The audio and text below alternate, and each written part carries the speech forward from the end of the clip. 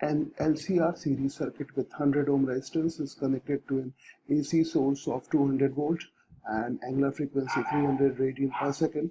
When only the capacitance is removed, the current lags the voltage by 60 degree, and when only the inductance is removed, the current leads the voltage by 60 degree.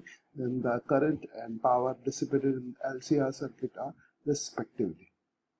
So we have an LCR circuit with 200 volt AC supply, and its frequency is 300 radian per second. 300 radian per second. And when only capacitance is removed, तो यहाँ से हमने capacitance remove कर दिया, और capacitance remove करने के बाद हमारे पास बचेगा LR सर्किट, और current lags the voltage by 60 degree. इसका मतलब वोल्टेज यहाँ पर लीड करेगा। तो सपोज करो अगर ऐसे करंट है, आई करंट है, और वोल्टेज लीड कर रहा है 60 डिग्री, तो ये वोल्टेज ऐसे हो गया। वोल्टेज यहाँ पर नेट वोल्टेज होगा, यानी वी आर के क्रॉस जो नेट वोल्टेज होगा, तो that is 60 degree.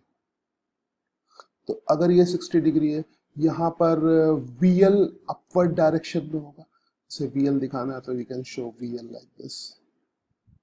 We L हो गया, और करंट क्योंकि सेम है, यहाँ पर करंट आई ले लो ऐसे, तो हम वी एल को लिख सकते हैं आई इंटू एक्सएल, एक्सएल, और यहाँ पे रेजिस्टेंस दे सकते हैं, तो रेजिस्टेंस के क्रॉस हो जाएगा आई इंटू आर। तो we can write tan 60 degree, tan 60 degree is equal to perpendicular upon base, यानी you can write XL upon R, XL upon R, और यहाँ पर थीटा की वैल्यू हो जाएगी 60 डिग्री, तो वो अभी डाल देते हैं।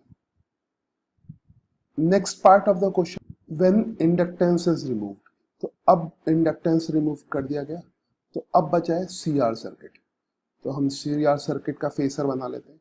तो CR सर्किट के फेसर में IR इधर होगा, IR एकदम सिमिलर तरीके से, और क्वेश्चन के according current leads the voltage by 60 degree.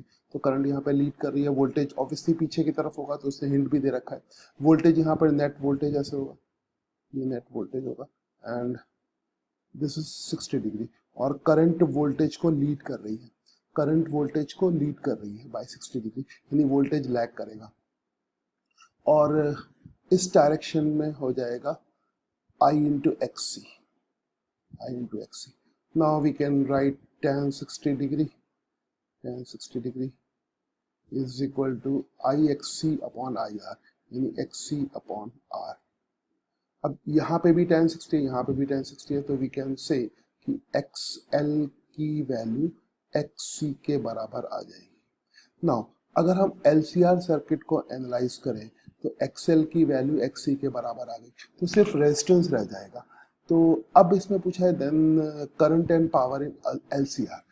तो अब LCR का अगर हम फेसर यहाँ पे बनाए, तो इस कंडीशन में XL अपवर्ड डायरेक्शन में होगा, LCR सर्किट के लिए XL अपवर्ड डायरेक्शन में होगा, XC डाउनवर्ड डायरेक्शन में होगा, और दोनों की मैग्नीट्यूड सेम होंगे, और ऑब्वियसली R इस तरफ होगा। इसमें हमें करंट की RMS वैल्यू बतानी है, तो करंट की जो वैल्यू हो जाएगी I is equal to voltage की RMS वैल्यू दे रखी है, that is equal to 200 volt, तो दिस इज 200 वोल्ट, और यहाँ पे नेट इम्पीडेंस रेजिस्टेंस के बराबर होगा। तो रेजिस्टेंस की वैल्यू भी इसने दे रखी है, रेजिस्टेंस 100 ओम है, तो ये आ जाएगा 100 ओम, और करंट की वैल्यू आ जाएगी 2 एम्पियर। तो ये तो पहले पार्ट का आंसर हो गया। तो 2 एम्पियर दो ऑप्शंस में है, C या D, इसलिए C और D सही हो सकते हैं। अभी दूसरा पार्ट हमें करना बाकी है, पावर लॉस।